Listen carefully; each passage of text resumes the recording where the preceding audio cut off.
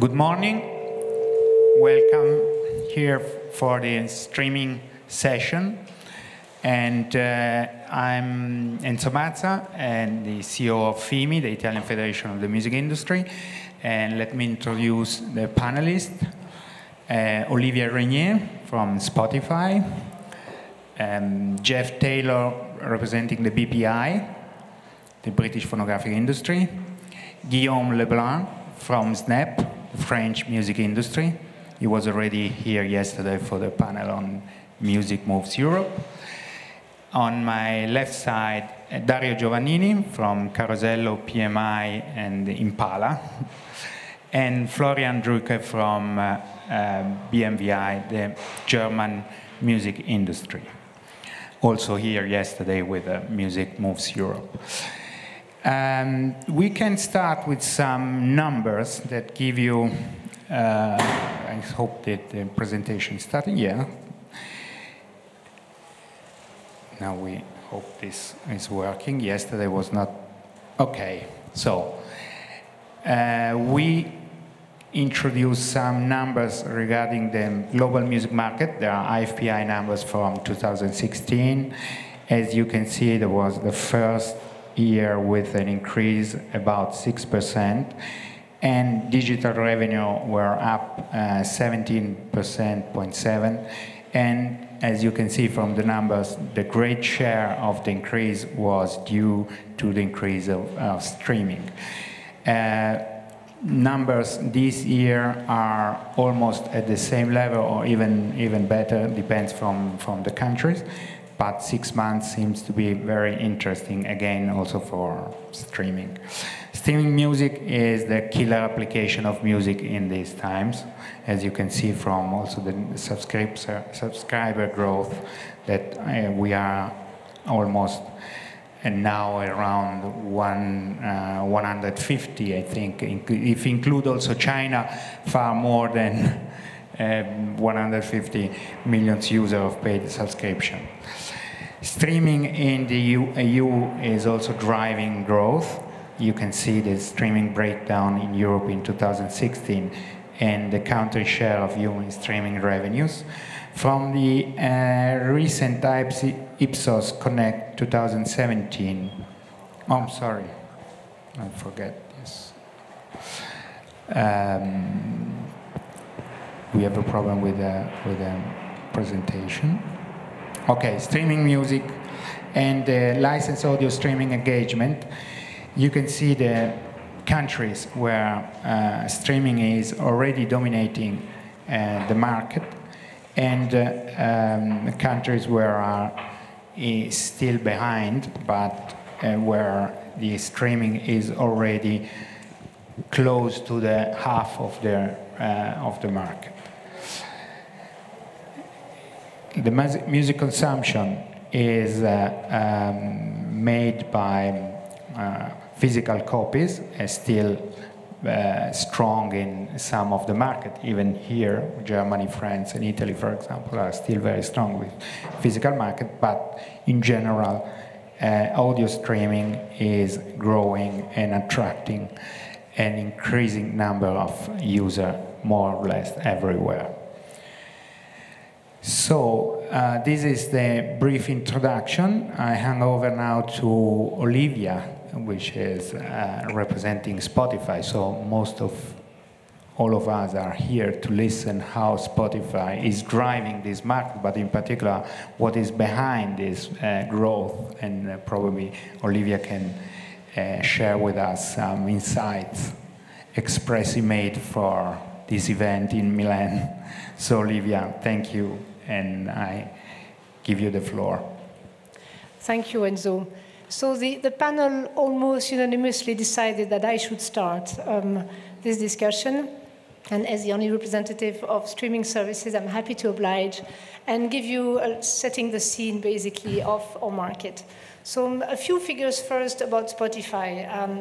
We have the latest figures say that we have 140 million users, 60 million of which are subscribers, therefore, to the premium service. We are currently available in 61 countries of the world, expanding, And we provide the world and local repertoire in all the countries where we are present.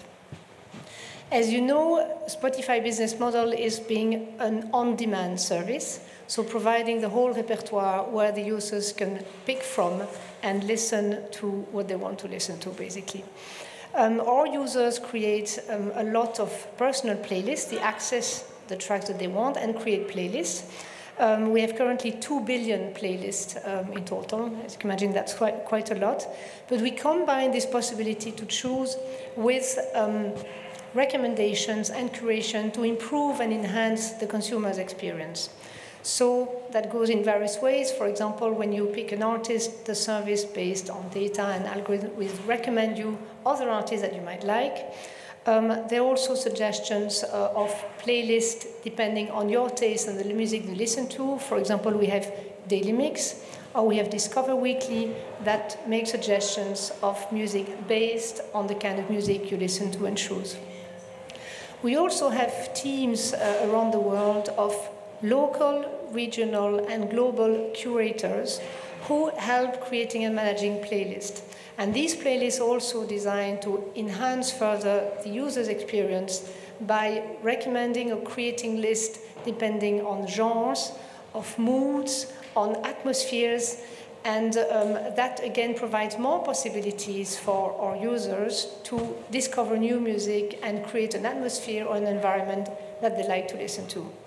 For example, we have currently more than 4,500 playlists, curated playlists, some of which have become iconic, like Rap Caviar, which has more than 8 million followers, or Viva Latina, based on Latin American music or Latin music in general, which has currently 6.5 million followers. On top of those playlists that are created, we also have invested more and more in local curation, on the basis that we see that our users like to listen to music from their country, in their language. So on top of this, we have local teams investing increasingly in local level in enhancing the user experience with local repertoire and suggestions. What I would like to say about all these settings is that with a variety of listening experience that it provides, it's all based on a combination always on data that tell us what our users like to listen to, what are their preferences, so that of course is the basis on which we operate to make recommendations, and curation, which tries to expand this experience by making recommendations or by providing new ways to listen to music. So it's always a combination of what we know about our users' preferences and attempts or incentives to expand this experience. What do we see as a result of this music landscape that we have with Spotify is that our data shows that we have an increased engagement from our users. We see over time, especially in the last 3 years, that more and more Spotify users listen to more music and to more diversified music. So that means that the scope of music they listen to is expanding.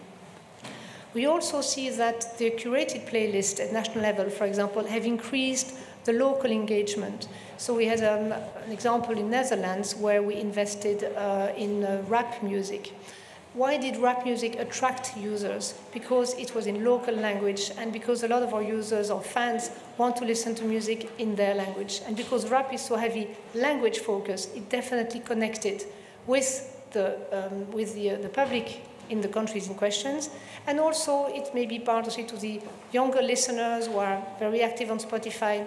And that just met a need and an interest from the listeners of Spotify. And the rap playlist in Netherlands, for example, have increased consumer engagement, have increased the interest in Spotify, and have, as a result, increased the market for the benefit of the whole music sector.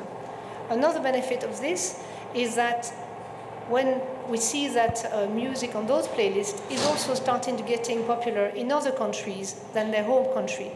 And that's another interesting factor we see with a curated playlist, is that it enables, when we see that certain tracks or certain music is very popular, to promote it outside the country and therefore increase the outreach and the export factor of music.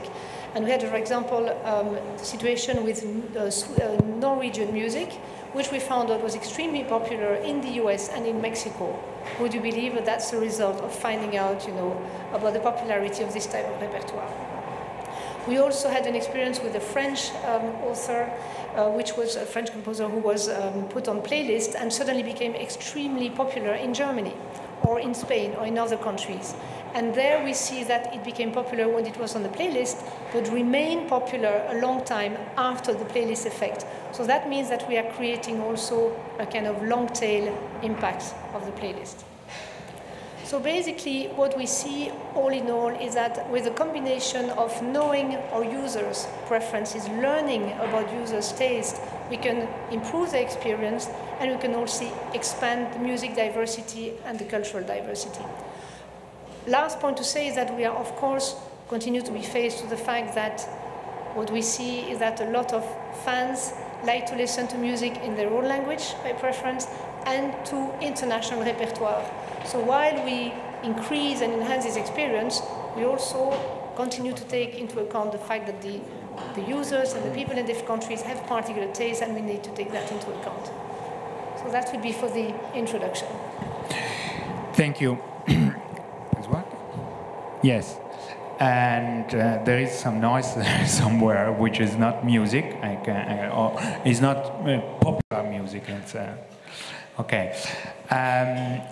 Thanks, Olivia. Now we can start by entering into different markets. And Jeff, I think the British market is the second market in the world, and third. The third. But I think we just the second pub market.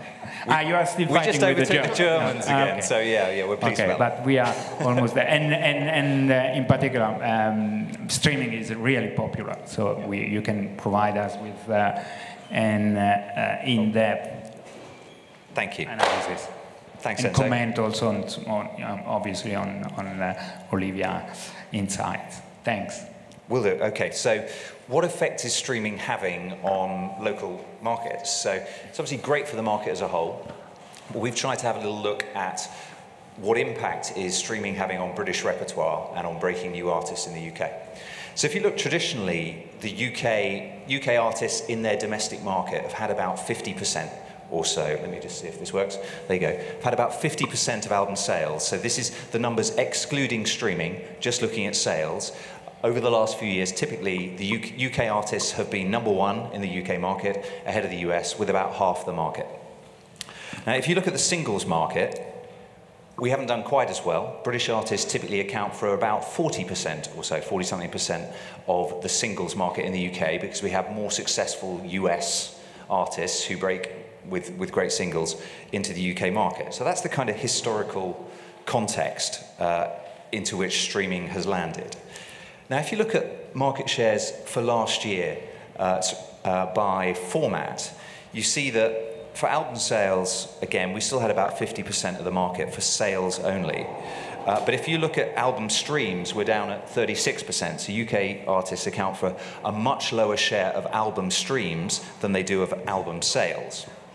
And it's similar for track streams against track sales. So we're under-indexing on British repertoire in the streaming environment.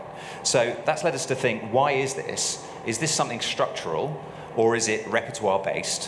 What's going on? And the first factor that we've been thinking about is curation. So Olivia was talking about curation. It's tremendously important, and all the streaming services do a huge amount of work on local and regional and global curation. But it's not quite the same environment as we've historically had, where perhaps the most important curator in the UK was probably radio and press.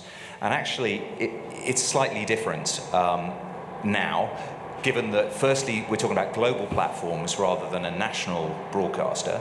And secondly, we're talking about playlists which are very often algorithmically driven. So some of them are programmed individually, and you have great creators at Spotify, for example, in the UK, like George Ogatoudis, who does a brilliant job featuring British artists. But also some of the playlists are generated automatically, so what effect does that have? Now, if you look at what influence curation has on the streams that people listen to on a streaming platform. We reckon that about 20-25% of streams that happen across streaming services altogether come from playlists. So about 75% are people selecting a track themselves, about 25% are people clicking on a playlist and then playing through that playlist. And of that, about 85% of those playlist streams are curated playlists, and about 15% of them are people's own playlists. So about 15 to 20% of all plays on streaming platforms come from curated playlists created by the streaming platform themselves. So it's obviously a significant factor in artist discovery. So what we did was we started looking at how frequently do British artists feature on those playlists. And what you can see from this slide, which I can't really read very well anymore, but broadly, UK share on these playlists, we did a year's worth of sampling of the positions on playlists. And we saw that actually, we don't do so badly. British artists account overall for just under 50% of the positions on playlists. But then if you take out some playlists which are very heavily UK biased, like grime music, which is really only UK music, it comes down to just over 40%. So it is a bit lower than we've perhaps been used to in terms of our historic market share.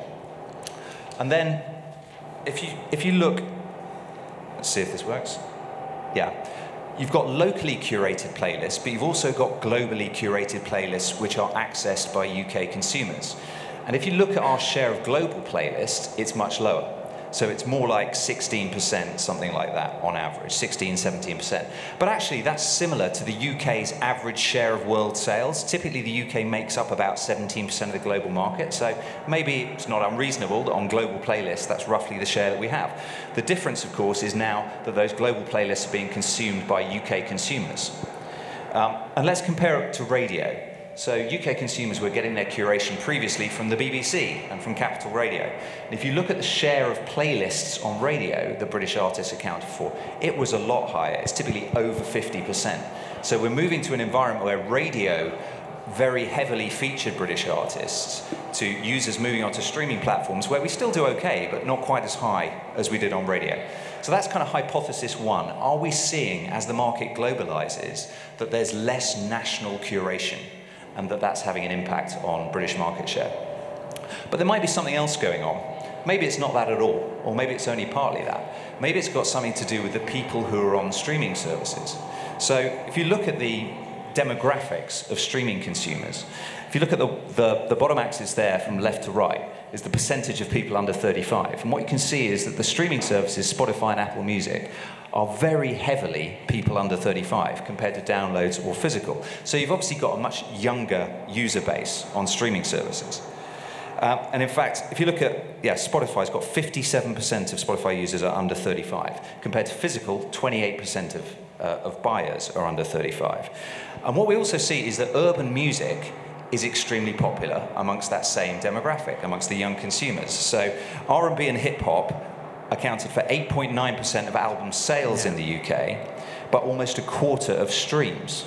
So there seems to be a correlation that the younger user base of streamers is pushing them towards genres like urban, where maybe British music isn't as strong. And so for the percentage of spend under 35s, on average they spend about 30% of total spend in the UK, but they account for 55% of spend on urban music. So this group are very heavy consumers of urban, and whilst we've got a good grime scene in the UK, it doesn't actually, we are more influenced by US music in urban music than we are in some other genres, and of course streamers are consuming a lot more urban music, so maybe that's pushing down our share. So I'll finish quickly by just looking at the impact on breakthrough artists, which was the other part of the discussion. So we measure the number of artists whose album sales have reached 100,000 every year. And here you can see the graph, that it's actually fallen quite a lot. The blue is British artists, the orange is foreign artists. So breakthroughs have fallen in total. But this doesn't show the whole picture, because you've got some artists who effectively aren't releasing albums anymore, and they're making breakthroughs just on a singles basis. So if you add those in, the position looks a lot better. You've got new artists breaking through on streaming, not releasing albums, but still doing very, very well. But if you look at the blue sections for 2016 and 2017, those are the UK, and it's still falling. So the number of UK breakthroughs are still lower than they used to be. Now, there are lots of artists who are doing very well on streaming. You've got, Sam Smith, Ed Sheeran, Dua Lipa, Clean Bandit, British artists who are doing fantastically, and they're not just doing well in the UK, they've got a global audience now, which is fantastic for them. So we're not trying to be negative in any way about the streaming environment, because it offers a fantastic opportunity to British artists. But we do think that there may be something going on here, that the lower level of nationally focused curation, the algorithmically driven playlists, which are still popular with UK consumers, and the demographics of streaming consumers may mean that it's more competitive. And looking forward, all of us, national countries, will potentially face more competition from the bigger markets. Those bigger markets, if you're an artist who's popular in Latin America or in the US, and you've got 350 million people, in that market who are potentially interested in your music, you're going to have more plays, which will then influence the playlists that you appear on, and that may have an effect on markets like the UK. So we're looking at this with interest. That's it. Thanks, Jeff. Can you help me? Go back, please, to the slide with the urban music that you... Which one, okay, sorry? here. So I can hang over to Guillaume, and maybe also to Dario then.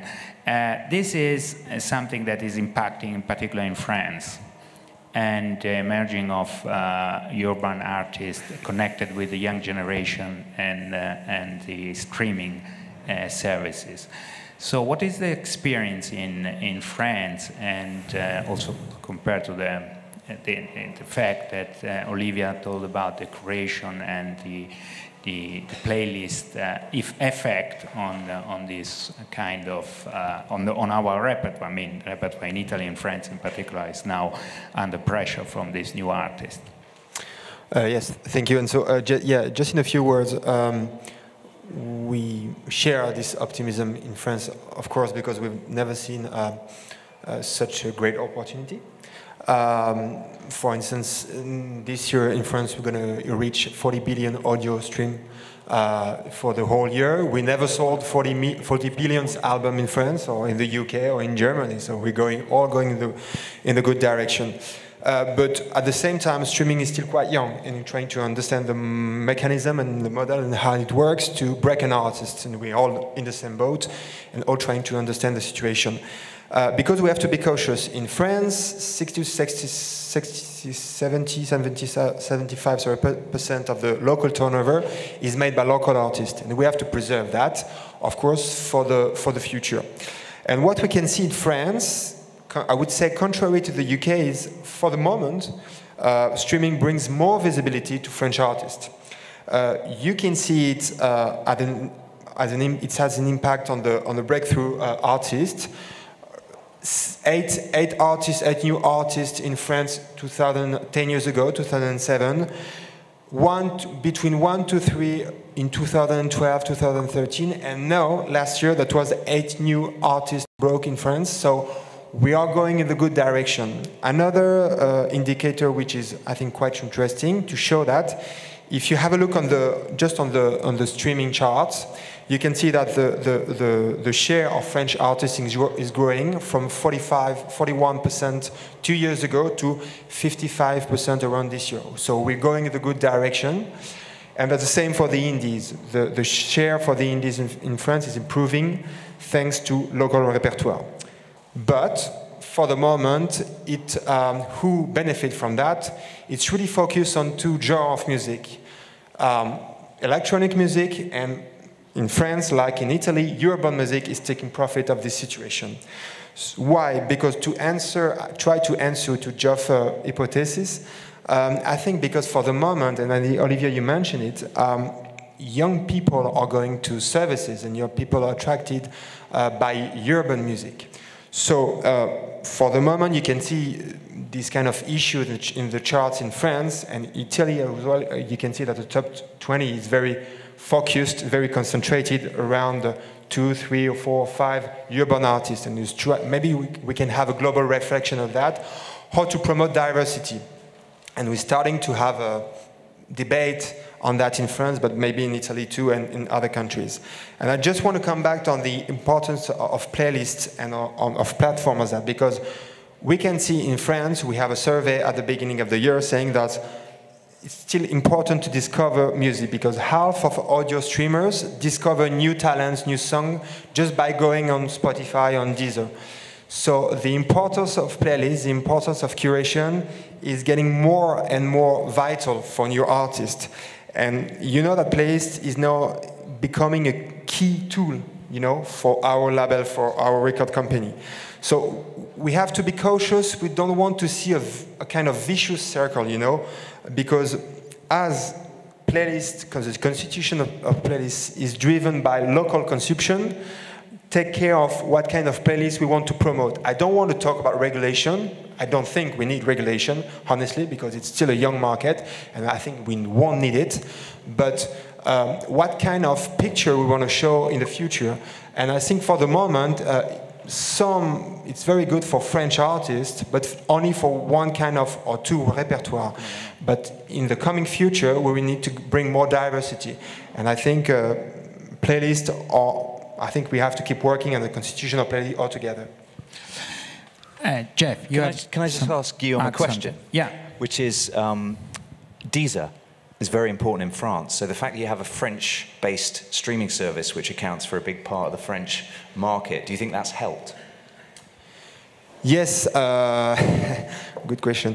Yeah, but the problem with this, it's not about Deezer, Spotify, or Deezer won't promote more local repertoire than Spotify or than Apple Music. The situation is really driven by what people like to listen. And in France, we see a huge consumption on urban music, on new urban artists. And like Olivia said, because many youngsters are very attracted by what they say what they can sing. So I think it's more a question of what people like. And I think in France, we're trying to understand the mechanism like you guys. And what we can see for the moment, maybe we're just the first step, the first part of the history, because streaming is not so popular for the moment, you know? And maybe the next step is to democratize, I would say, to make it more popular again, and maybe we're going to have more genres or more repertoire which could be exposed in the coming years or coming months. Thank you. And Dario, I think Italy is more or less on the same path. We have a lot of new artists emerging in the charts, but like in France, the real impact have been seen on urban hip-hop, rap music. So what is your feeling on that, and what do you think we should do more as an industry, and also with our partners, to increase again the share also of pop artists or increase different segment of repertoire of Italian music? Can you use this? Buongiorno a tutti. I prefer to explain in Italian. And allora, è chiaro, la situazione è bene o male simile a quella spiegata dai nostri colleghi. Vorrei leggermente spostare un filo l'attenzione su quello che andrebbe fatto parallelamente alla crescita dei servizi streaming, ovvero è chiaro che il futuro è in streaming e l'utilizzo on demand della musica quando si vuole, dove si vuole, non ci sono dubbi. Attenzione, perché al tempo stesso secondo me è molto importante, soprattutto per nuove generazioni, lavorare sull'importanza della musica come cultura, perché oggi con lo streaming sta passando il messaggio del cosiddetto you can eat, ovvero c'è un consumo enorme di musica che rende la vita di un album molto molto breve. E questo, se aggiungete che con i servizi di musica in streaming non ci sono neanche le informazioni basiche che potete trovare su un CD, penso agli autori, ai produttori, ai musicisti che hanno suonato, questo aiuta, anzi non aiuta per niente, a dare un valore alla musica, che secondo me è fondamentale, perché noi stiamo parlando di numeri, di percentuali, ma al centro di tutto c'è la canzone, al centro di tutto c'è l'artista, al centro di tutto c'è il lavoro di professionisti, tantissimi, che investono soldi per riuscire a far crescere e a dare spazio alla cultura di un paese. Aggiungo altri due aspetti. È vero, oggi anche in Italia l'urban, l'hip hop, la trap ha occupato e sta occupando le classifiche, con due conseguenze però. La prima, che ci sono artisti esplosi in quest'ultimo anno che hanno raggiunto dei numeri e dei livelli con un solo album, portando quindi a una rincorsa da parte della maggior parte delle case discografiche a firmare artisti che hanno un solo album disco alle spalle, con economie che 10 anni fa venivano dati solo ai big della musica.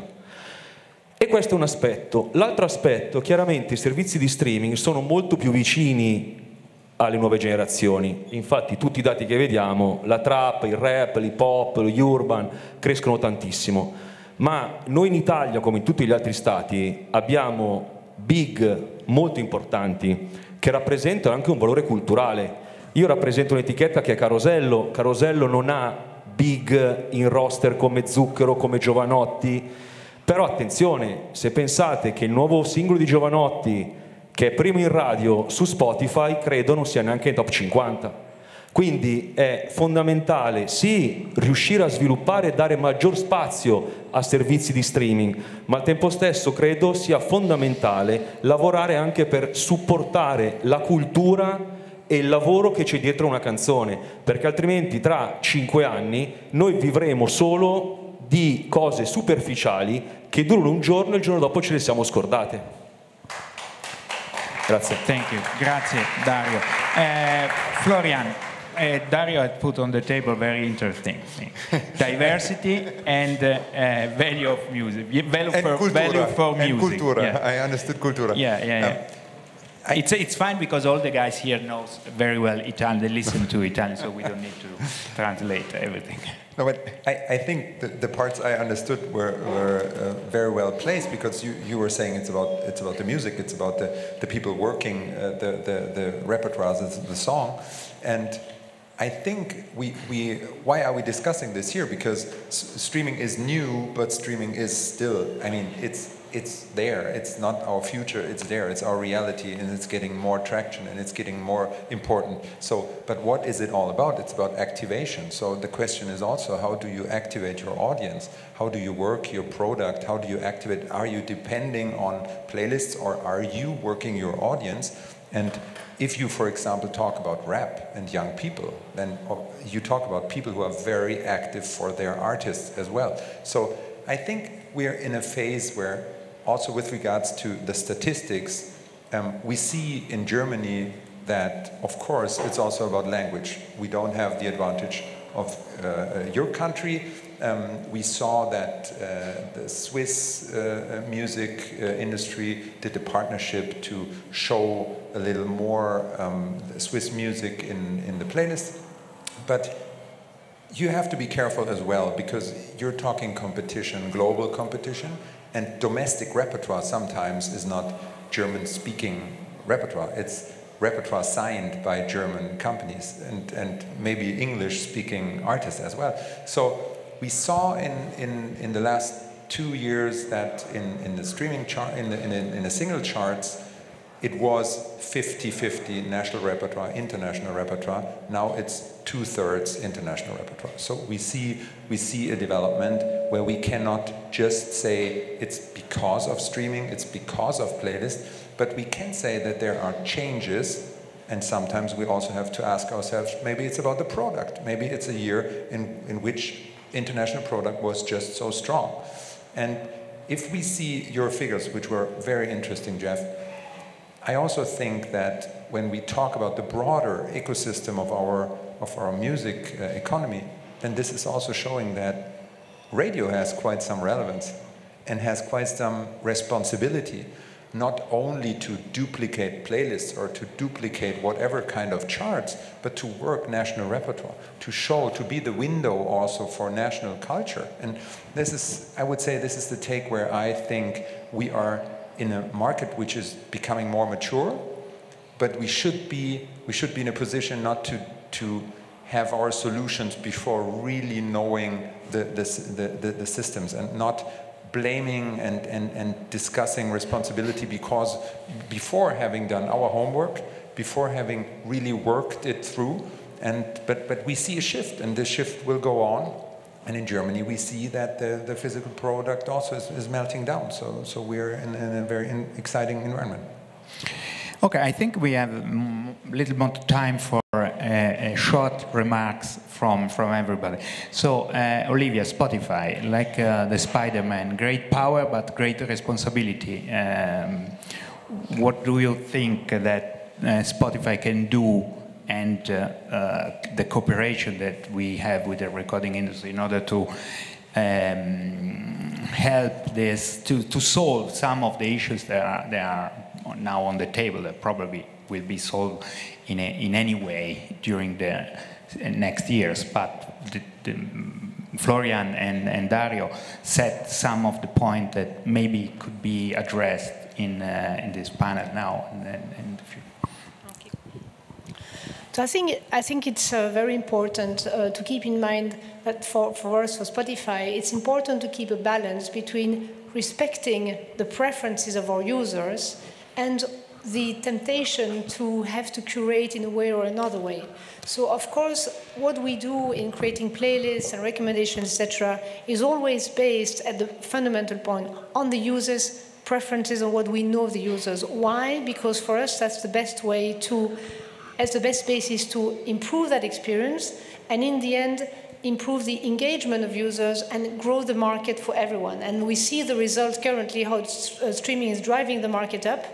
And that's definitely for the benefit of everyone, of creators, of producers, of authors and artists. We get a lot of expectation and requests about the need to curate more at national level, the need to do more at national level. We engage in that gradually. We see great results in promoting local repertoire, so that's definitely beneficial. But of course, then there's always a temptation to say, well, then you need to do more, then you need to do it differently because there's too much local repertoire, too much of this, and you need to provide something else. So again, is to say we need to keep the balance between our business model and our aim to take into account our fans' desires, and at the same time expanding their music experience.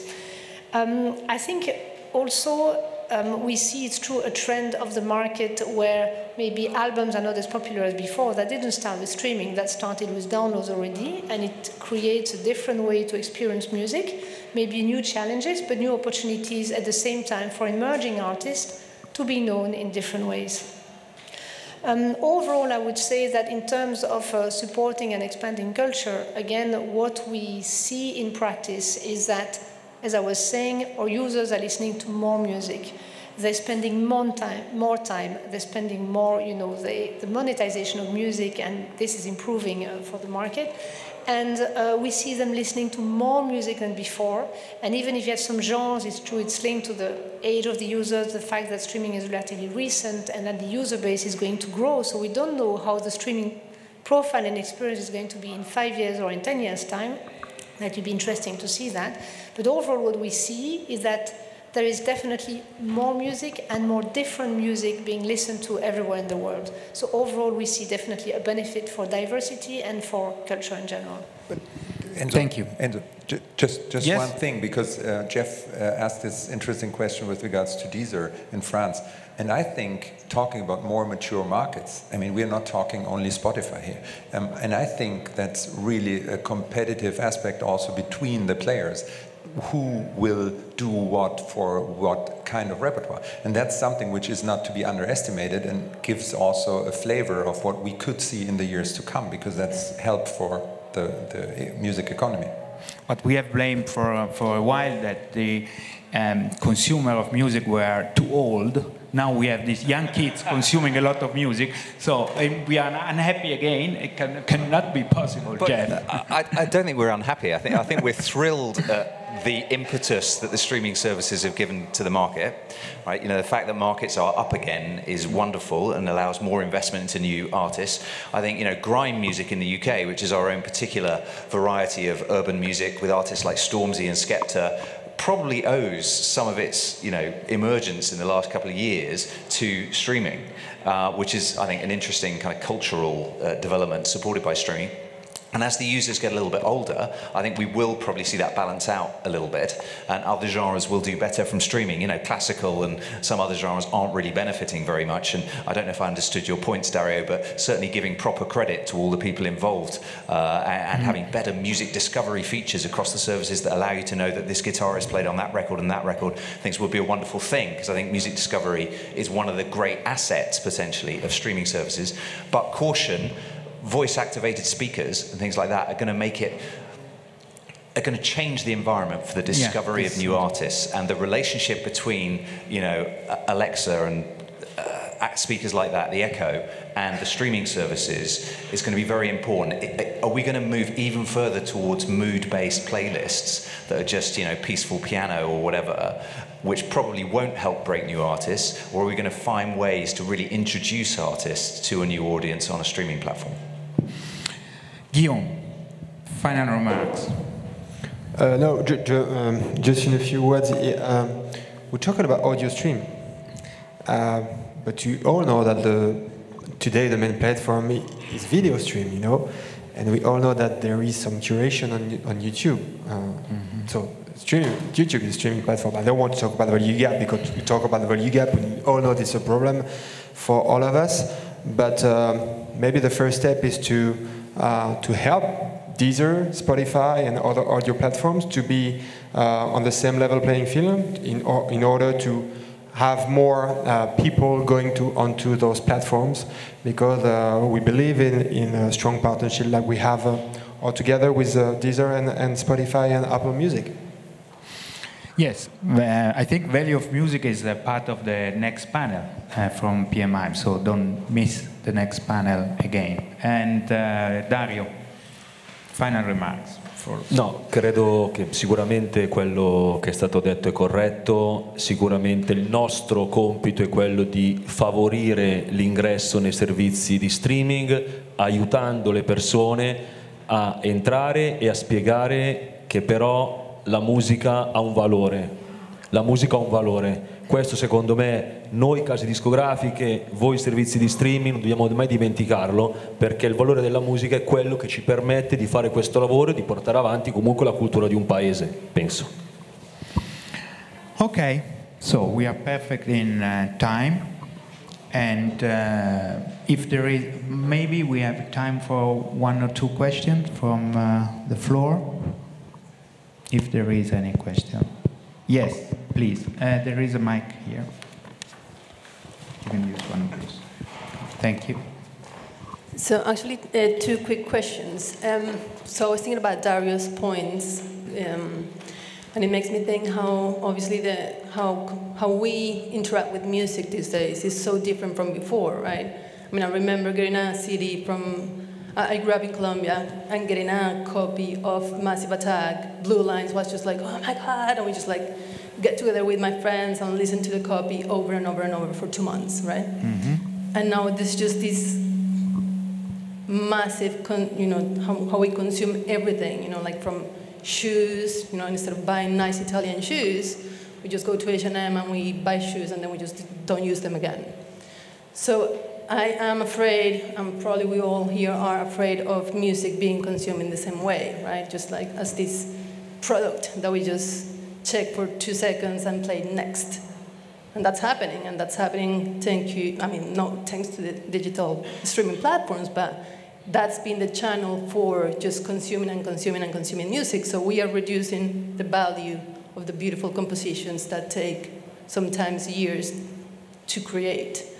So I guess my remark or question is there anything that these streaming platforms can do to just keep the value, like the beautiful value of music compositions.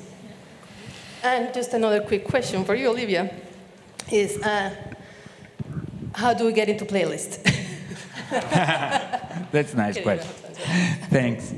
Olivia, I think both questions are for you now. Yeah, okay. So what do I say? No, I think definitely the value of music is something that's definitely at the heart of streaming services like Spotify, because we're based on getting licenses from all the rights holders and on monetizing music. So that definitely gives value in the sense that music gets back, you know, to people who, again, when you take a subscription service, you're definitely recognizing the value that music has for you. To answer the point that you have raised, the possibilities of streaming service we see are infinite in terms of providing users with more information about the author, about the lyrics, pictures, etc. We're just at the beginning of the service, so we're probably going to see much more to come to improve the interaction of artists with their fans via streaming services, given all the possibilities. And I think one thing to say about streaming services, why are they so popular? Why do they have maybe even more behind of us? I think it's because they provide exhaustivity, complete catalog.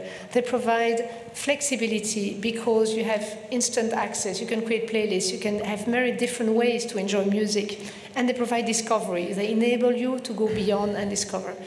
And I think we're going to see much more, even there's still an enormous potential for streaming services to provide more to the artists, more to their fans. We are only at the beginning.